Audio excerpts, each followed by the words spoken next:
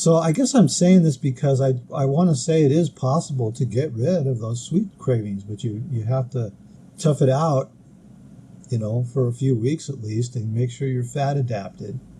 But if you keep cheating every now and then, you're going to keep those neurons alive and kicking in your brain. And that's why I say it's the carbs talking or the sugar talking. So our whole culture has been enthralled by carbs and sugar. Hello, my friends. Doing another update on my journey to health through the carnivore diet and my immortality protocol. Of course, I've been doing a lot of research and reading the forums and all the comments on the videos and on the forums about people who are claiming to be on the carnivore diet, and many of them are. Many of them think they are, but they're not completely on it. But they're trying, and I'm not trying to denigrate anybody at all. But I think that it's important to make a certain point here. And people probably already know this, and everybody's different, as we all know. But mindset is everything. What's the saying? It's 90% inspiration and 10% perspiration. In other words, it's all up here, folks. It's all in your head, mostly. Yeah, you have to do the work physically, but the mindset is what keeps you doing it consistently. And a lot of people are struggling with cravings or staying on the diet or what have you. I just read a comment on one of the videos, not one of my videos. Actually, it was the Dave Mack interview. And the guy was saying that, he caved into some kind of chocolates or what have you, and so on. And I guess it's a little bit hard for me to understand because I haven't caved at all on anything since I've been fat adapted. And I've been on keto on and off over the years several times, and I even did the original Atkins diet and lost a bunch of weight on that. But why didn't I stick with it if I lost all that weight and was feeling better and so on and so forth? It's because, and I've mentioned this before, that it's the carbs, dummy, or the sugar.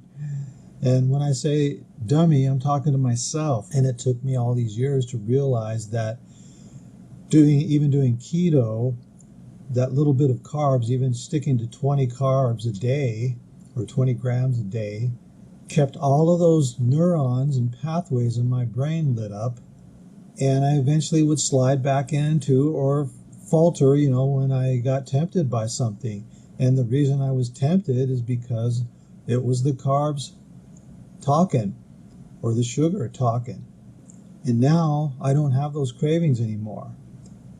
And I haven't gotten one in a while, but occasionally I would get a psychological tinge, I call it, or just habitual, You're around a bunch of sweets and pastries and candies and what have you, or carbs in general, bread, crackers, chips, cookies. Chips was one of my weaknesses, etc.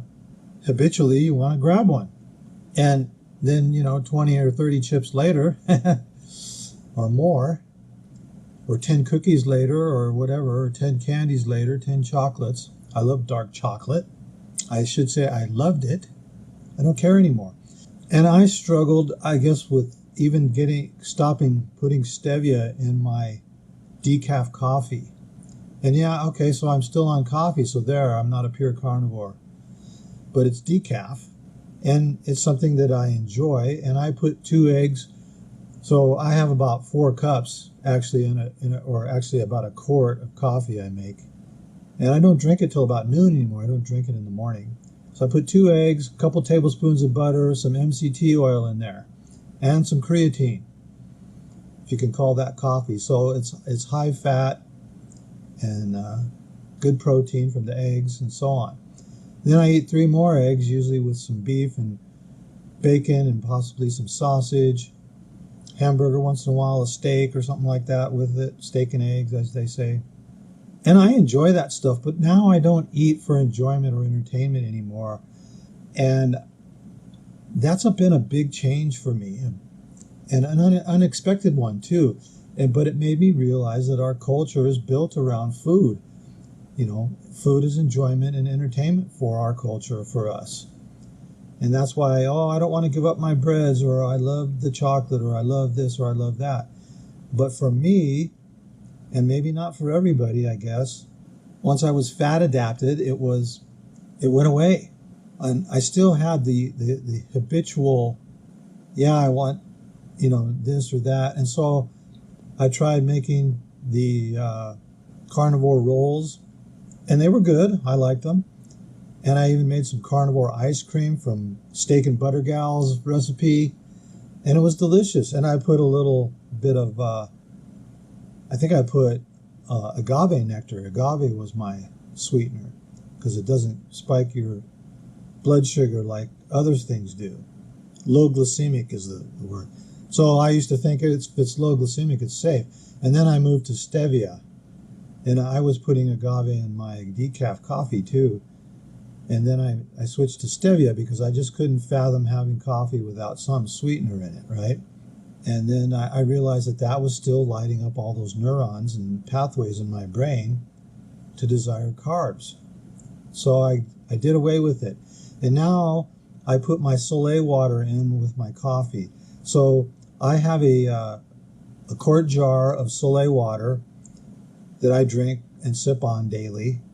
And I'll probably I usually go through 2 or 3 quarts a day sometimes. It just depends. And I make my Soleil water, and I put a couple of tablespoons of that in my quart jar of water that I sip on. So now I put a couple of tablespoons also in my coffee, because it's mostly water too, although now my coffee's got, 2 eggs and butter and MTC oil. So, and the salt really sets the coffee flavors off, and it almost tastes kind of chocolatey to me. And maybe that's just my brain auto-completing the chocolate thingy, but I love it now, and I don't have any desire to put any sweetener in it anymore. I may try the carnivore ice cream again someday, but without any sweetener at all, because it should taste great, because I don't have that craving for the sweets anymore.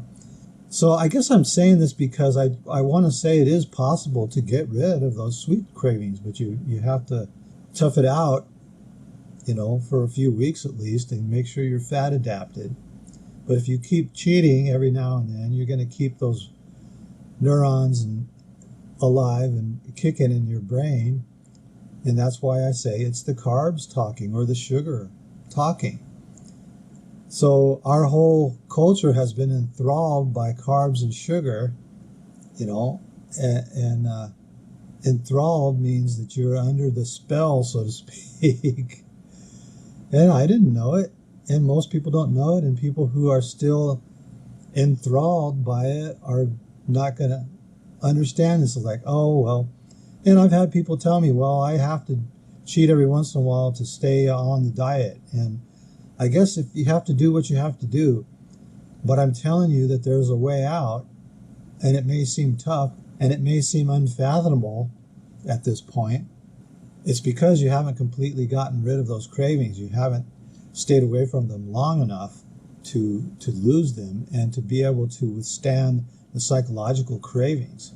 So it's pure mindset. And that does take some discipline, I guess. And everybody, like I said, everybody's different. And we all have our weaknesses.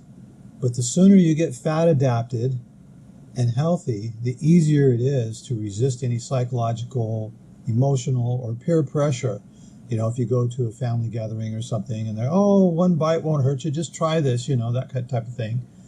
And I get it, because I used to do that too. I used to be that person saying that sometimes, but oftentimes I was the person on the other end of it, and then trying that bite, or trying that cookie, and then 10 cookies later, after I had told myself I'm only going to have one. It's like the alcoholic, one drink won't hurt you. So it's an addiction, my friends. The sooner you come to terms with that, the better you can overcome it, or the faster you can overcome it.